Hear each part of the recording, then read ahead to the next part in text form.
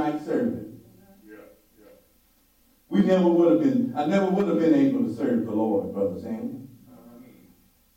Because there were too many other things in my life that allowed me to serve him instead of God. I was dependent on my job. I was dependent on my education, my military experience to get me where I needed to go. But God brought me down to let me know that he is the sustainer of all life. That all sources and everything comes through him and by him.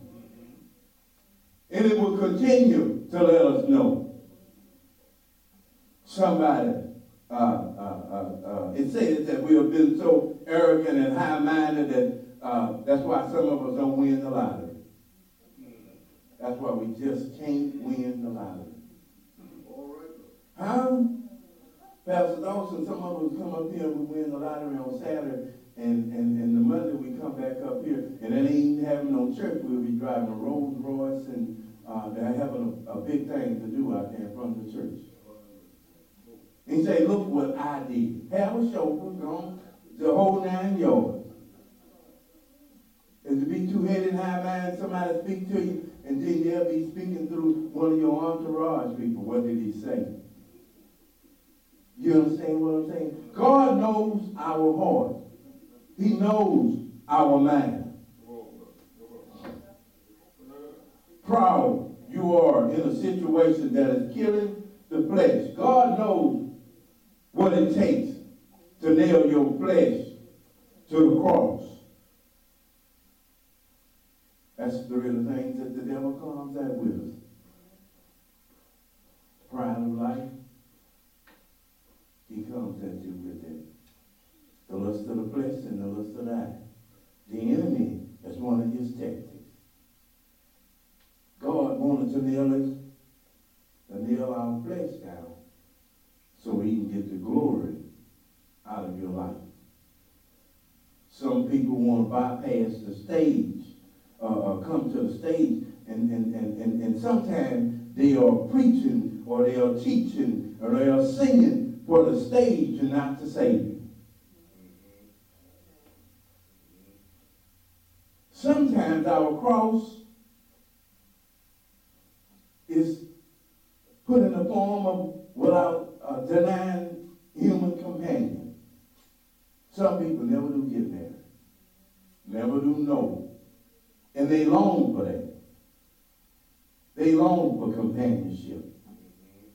I want you to reassure you that a lot of single people that's never been married, married people didn't get away with that.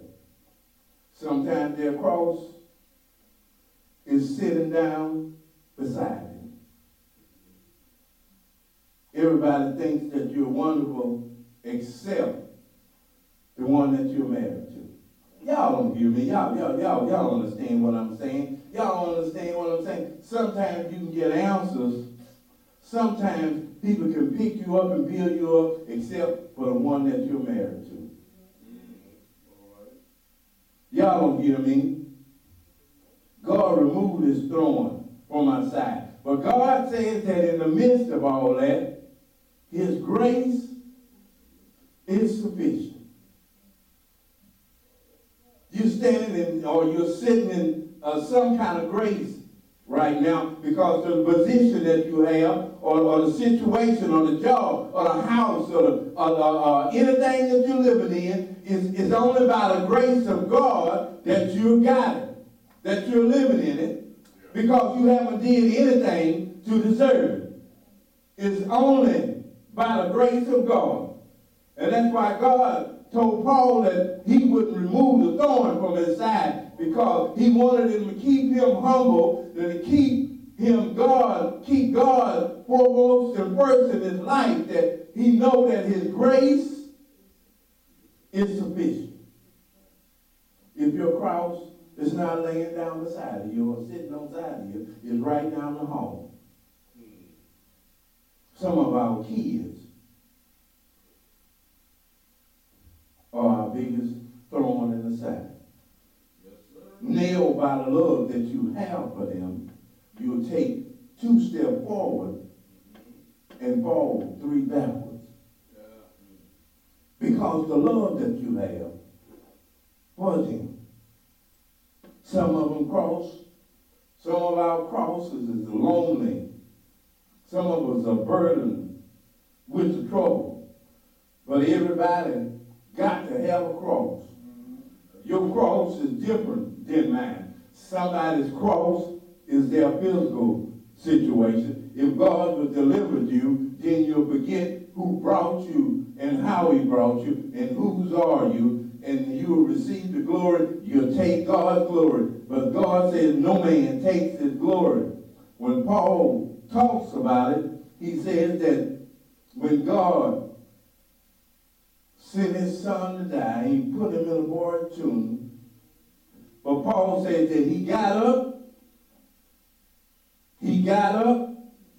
that I might know him in the fellowship of his suffering and the power of his resurrection. The resurrection power of God. For there's power in serving a true and living God. The empty tomb, as we look at the story, Pastor Dawson, that the implication is that the ladies got up early Sunday morning, and the angels were sitting there, and what they saw was an empty tomb. An empty tomb is a sign of God's power, of God flexing his muscles, saying that he can do anything through Jesus Christ who strengthens us. An empty tomb is saying that if God can bring Christ out of the grave, he can bring the Joneses out of death. An empty tomb says that he can bring the people that couldn't get out of the projects, he can bring them out of a project and put them in a community that's stable these days. An empty tomb says that God can bring a needle out of a jump's arm. An empty tomb says that he can bring the crack out of a crackhead. If I can bring Christ out of the grave, out of your depression, God can do anything but fail. God can do anything. We see Sunday morning where the women was running down and they were looking, where the women went down to the tomb looking for a dead Jesus, and we saw that they saw a living Savior in the same Jesus Christ. The grave clothes were pulled all up, and the stone had been rolled away.